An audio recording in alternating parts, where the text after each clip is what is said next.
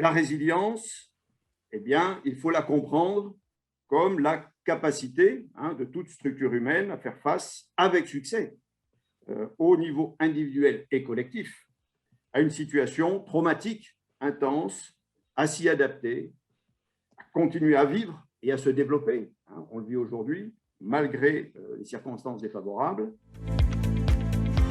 La résilience des organisations ou des outils ou des ressources. Bon.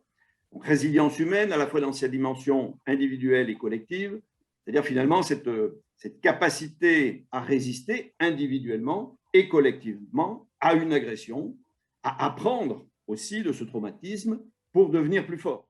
Je vous propose de regarder en quoi finalement la formation dispensée par l'armée de terre renforce sa résilience et sur la base de quels principes. Alors, j'en retiendrai trois qui me paraissent particulièrement structurants.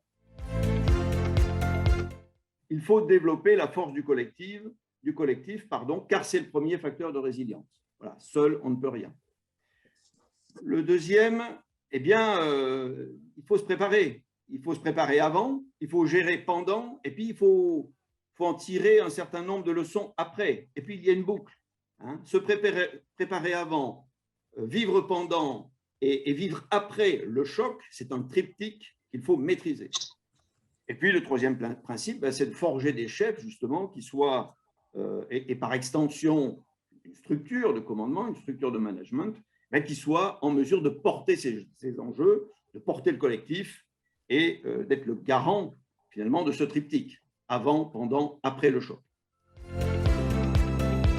Évidemment, la force du collectif, elle est fondée sur le rassemblement des forces individuelles et c'est le facteur premier de la résilience, je le disais.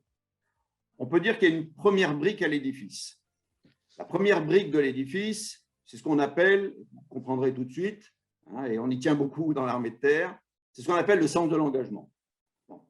Alors, ce n'est pas forcément inné, il y en a qui l'ont spontanément, mais c'est aussi quelque chose qui se développe.